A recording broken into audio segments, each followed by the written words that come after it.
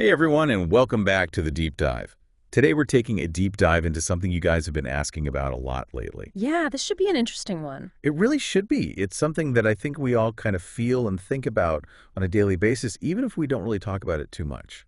It's definitely one of those things that's kind of lurking in the background all the time. Yeah, exactly. So we're going to be talking about the rise of I'm just going to call it the clone army, for lack of a better term. Okay, I like it. Clone Army. Yeah. It seems like in today's digital landscape, with social media and AI and all that, we're all kind of starting to look and act and sound the same. Yeah. And we had a ton of notes and questions and thoughts from you guys about this. Yeah. Are we losing our individuality in this sea of like carefully curated online personas? Right. Are we all just becoming digital clones of each other? And is AI, is it helping or hurting this situation? Yeah, it's a big question. It's a really big question. So we're going to try to answer some of those questions today. And I think it's a really important conversation to have. Absolutely. It's something that, like I said, affects all of us, whether we realize it or not. So let's just jump right in, shall we? Yeah, let's do it. All right. So one of the things that a lot of you guys brought up was this idea of like digital doppelgangers. Like, people on social media who seem to be mimicking each other's looks and lifestyles and opinions. Yeah, I see that all the time. It's kind of freaky, right? Like you scroll through your feed and it's just like the same picture over and over again. Different faces, but like the same aesthetic. Yeah, it's uncanny. It's almost like looking at a bunch of slightly different versions of the same person. Yeah. And I think it all comes down to this idea of what we call mimetic warfare. Mega warfare. Yeah, basically it's like the way ideas and behaviors they spread through imitation, almost like a virus. Interesting. So you're saying like social media is kind of like a breeding ground for these digital clones because we're constantly being exposed to the same things and copying each other. Exactly. And algorithms are kind of like the wind that carries these memes. Like, think about it, right? Those platforms are designed to keep you scrolling. Right. And how do they do that? They show you stuff that's similar to things you've already liked or engaged with. So you end up seeing more of the same, which reinforces those behaviors and those trends, and everyone starts looking the same, thinking the same. Yeah. And, it's not always a bad thing, right? Like, sometimes it can be harmless fun, like those dance challenges that go viral or those silly filters. Yeah. It's entertaining. Yeah. But, the problem is when it starts to affect like deeper things, like our beliefs and our values and our sense of self. Right. So how do we guard against that then? Well, I think the first step is awareness, Yeah. just recognizing that these forces are at play. And then from there, it's about making conscious choices. Like, what are you consuming online? Are you actively seeking out diverse perspectives, or are you just passively scrolling through your feed? So it's all about kind of taking control of your own digital experience. Exactly. You are not a pawn in the algorithm's game. You have agency. You can choose to step outside of those echo chambers. That's a great point. And it's something that we all need to be reminded of, I think. Okay, so moving on, one of the other things that you guys brought up was the whole selfish selfie culture.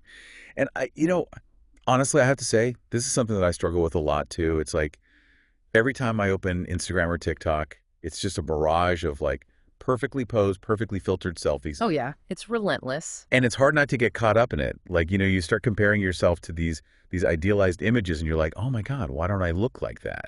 Or why isn't my life that perfect? Yeah, it can be incredibly toxic. It really can. And, it makes you wonder, like, how much of this is even real? When everyone is presenting such a curated version of themselves online, how can we even know what's authentic anymore? Right. And I think that's the key question, right? What does authenticity even mean in the digital age? Because on one hand, social media gives us these tools, right? We can express ourselves creatively. We can connect with people all over the world. Right. But it's also created this culture where, we're constantly trying to present this idealized version of ourselves. And it's almost like, the more we try to be authentic, the more we end up performing. It's a paradox, isn't it? It is. And it's hard to know how to navigate it sometimes. But I think it's important to remember that, social media is just a tool. It's a platform. It's not real life. Right. It's so easy to get caught up in that performance, and start comparing ourselves to others and feeling inadequate. But it's important to remember that, everyone is going through their own stuff. Everyone has their own struggles and insecurities. We're all just human. Yeah.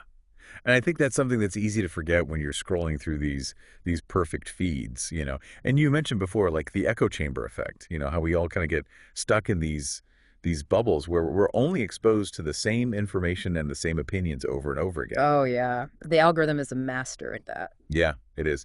And, you know, it's not just about like political opinions or anything like that. It's about everything. You know, it's about the music we listen to, the clothes we wear, the places we go, the food we eat. It's like the more time we spend in those echo chambers, the harder it is to even recognize that there are other perspectives out there. Yeah, it's like our world just keeps getting smaller and smaller. So what do we do about it? How do we break free? Well, like I said before, I think it starts with awareness, just recognizing that we're being manipulated by these algorithms. Right.